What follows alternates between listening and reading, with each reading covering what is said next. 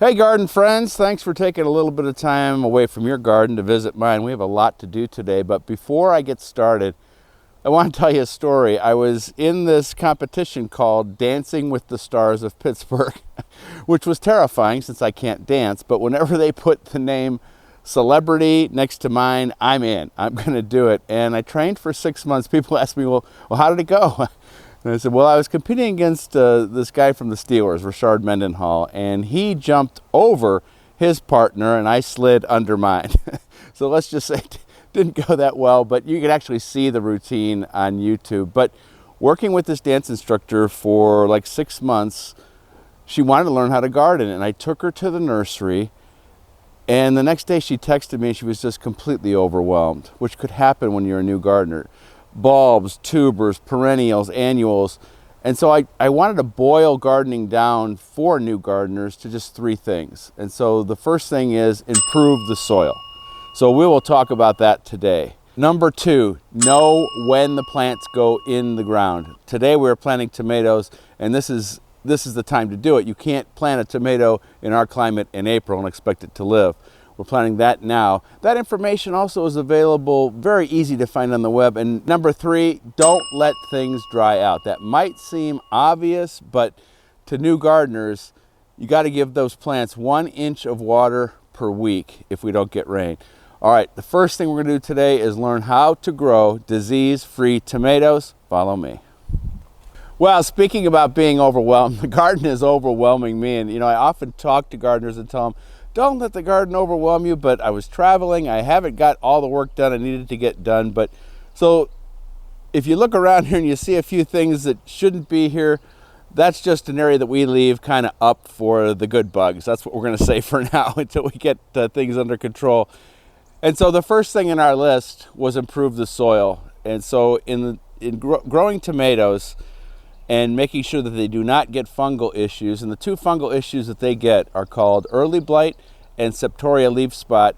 And what happens is, first off, people put their tomatoes in way too early. And even now at the end of May, it's still cool at night. And tomatoes want an Italian summer, not a Pittsburgh spring.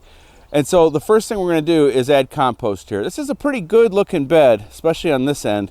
But that compost is going to give the tomato plant everything it needs, and it also acts as a natural fungicide. And so when that plant is growing in good compost, it's going to basically, at least in theory, outgrow most pests and diseases. So there's all sorts of different ways to get compost. Your municipality might give it away. I make it over here, and I also buy it by the bag from the nursery. We're just going to throw a couple bags of compost on here, and then we'll start with some techniques for planting our tomatoes. I think we might need 3 bags, so to tell you the truth.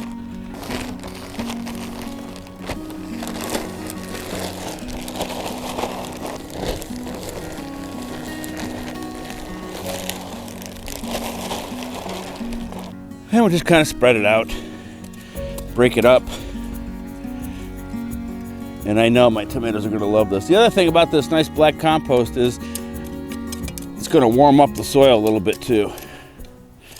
So even though we have good compost here, I love this organic fertilizer. It's called Tomato Tone from Espoma.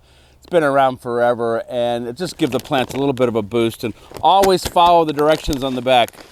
More fertilizer is not necessarily better because the plant can only uptake a certain amount. So we'll just mix this in.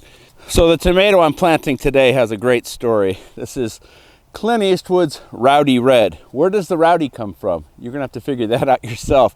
If you're an old-time TV fan, you'll know.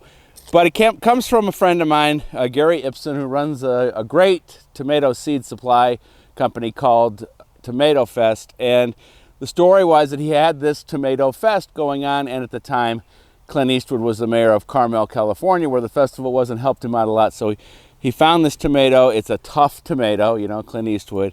And I've given it away in the past few years, and people just really love it. The first thing I do when I plant a tomato, because what's happening here is in this cold soil, there are fungal spores, and they're always going to be here, even in the compost. And when we get that rain at night, it splashes up those spores onto the bottom leaves. when the leaves stay wet for over 24 hours, those spores get into the plant system, and we don't see it until the end of June and into July. When things get hot, it manifests itself, and the bottom leaves will turn yellow with brown spots and work their way up the plant. So the first thing I want to do is remove some of these bottom leaves so that there's more distance between the spores and the plant itself. And then I know this one has a good root system. And then we're just going to put it right in and tuck our compost around here. And the first thing I do after I plant them is put some straw on. And I know that might be counterintuitive to think like the black compost is heating up the soil. This is going to cool the soil down. But this stops those spores from splashing up. The other thing to think about is when you're choosing your tomato plants, look for ones that are said to be disease resistant and grow lots of different types of tomatoes because each one deals with pests and diseases differently. And I'm putting a nice coat of straw on here. The next thing I'm going to do is we want this tomato to grow up. So it's either going to be a stake or a cage. In my case, it's a cage. And so we're going to get these cages, and I make them out of concrete reinforcing wire. I'll show you. All right. So these cages, they're sold in a big roll. It's for like putting down sidewalks and stuff. And I'll cut them up with something called lineman's pliers, and they'll last forever. You know, they're not pretty, but this is the last thing I'm going to have to do with this tomato till I start picking it. All right. Now the next tomato I'm going to plant is called Chocolate Sprinkles. I'm going to get that in, but I have another way to plant that I think you'll like. Now we want to give these plants lots of space, lots of air in between. 3-foot centers is minimum. 5 foot would be better if you could do it. And again, that's going to let air circulate through there, and they should not be affected with the fungal diseases. But when I'm planting this next one, I'll tell you also about a technique called succession planting that I'm using, where I'm leaving space in the garden. I'm planting today, but I'm going to plant from today, end of May, all the way through July 4th, and I'll tell you how when we start working on that next tomato. All right, I think you're in there pretty good. So this is called horizontal planting. In my greenhouse, again, I told you I don't get full sun. Look at how leggy and tall this early girl has got, but it's nice and big. What I'm going to do is I'm going to strip off the bottom leaves. I'm going to lay it in sideways into this trench of compost and fertilizer, and this whole stem will become roots, and all we'll have sticking up is this little part of the plant. And believe it or not, when they're close to the top of the soil here, where you're going to get heat and water, and that turns into all roots, you are going to have the biggest tomato plant you've ever seen in your life. So let me put a little fertilizer in first, our tomato tone. And again, we're just sprinkling in a little bit. Work it in. Add a little bit more compost. I can't wait for you to see it early in the season. Take off the bottom leaves carefully. And you'd think like the plant would be like, oh no, help me, no. It's going to love it. Because even when you're growing tomatoes, there it is. Look at that. When you're growing tomatoes out in the garden, you can see how the stems often, all right, come on out of there nice and easy now.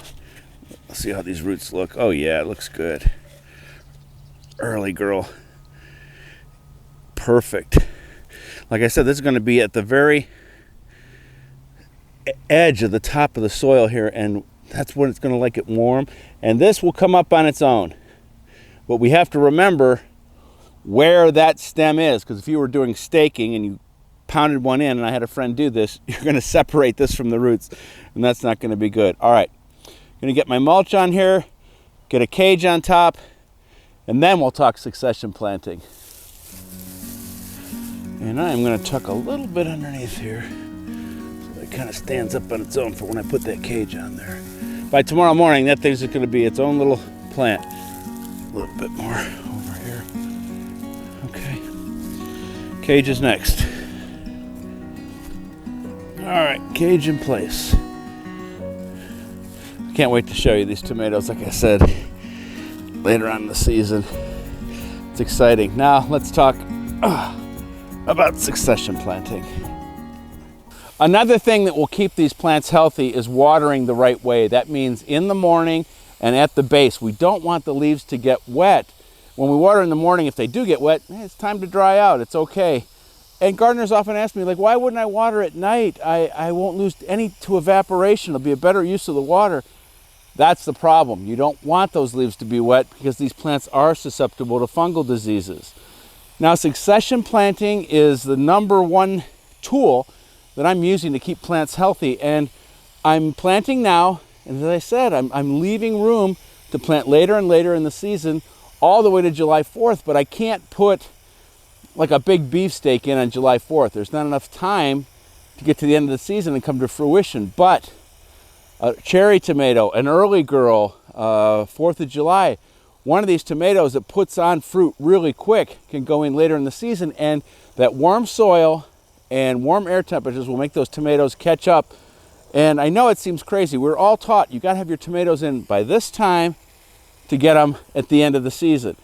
But when you choose the right tomato for that later planting, you're going to be so happy because there's no way you're going to get any kind of fungal issue. Well, I tell this story all the time. I was growing this tomato called Sun Gold, 47 days from transplant. It's my wife's favorite tomato. I had 3 of them out there, and June 15 I was going to be picking. I had some big plants I got in early, and I should have been bragging because that day we had a thunderstorm. A black cherry tree crushed all 3. And at that time, Sun Gold was a rare tomato. You couldn't find it anywhere but seed. Now you can get them at the nursery. So anyway, I had 3 left in the greenhouse. They looked awful. They're in 6-inch pots, never planted as late as June 15th. And the moral of the story is I put them in and they went crazy. At the end of the season, that May 20th planting was succumbing to fungal issues. The June 15th planting had no fungal issues. That's how I learned to do this. Now it's time for Talking Trees from the Davey Tree Expert Company. I'm joined again by Rob Kruljac. He's an assistant district manager for the Davey Tree Expert Company in North Pittsburgh. How you doing? Good. No, I'm not going to make that mistake again. I want to ask you, when you come to a property and you're doing an assessment and looking at the trees, what's the first thing that you do?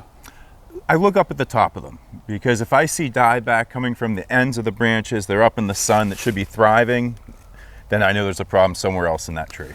What's next after that? Start to look around the base for maybe a problem with the root system or too much water, not enough water. Just there's something stressing that tree out to make it die from the top back. You see anything wrong with this one? that's a little rotten. Yes, as a certified arborist, I can tell you that's a dead stump. Okay, good. Yeah. Well, glad I had you out. Yeah. Right. Let's go take a look, see if you can find anything. All right, yeah, take a look around.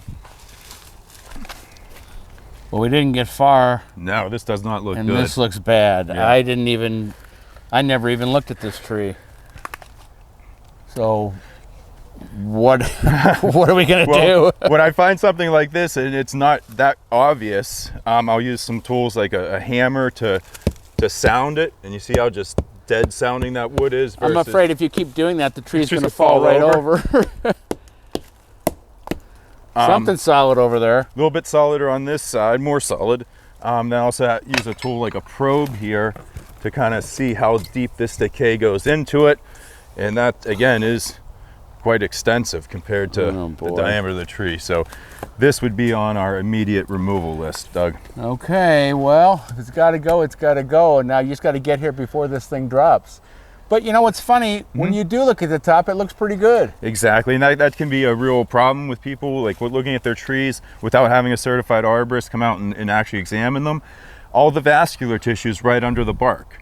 So the entire center of the tree could be decayed, hollow, missing, and it'll still have green leaves and appear healthy from the outside, but it's really, compromised on the inside. Even though it's bad news, it's good news in a way, because if I wouldn't have had you here, I would have heard this sometime in the summer. And so I'm so glad that you found this for me.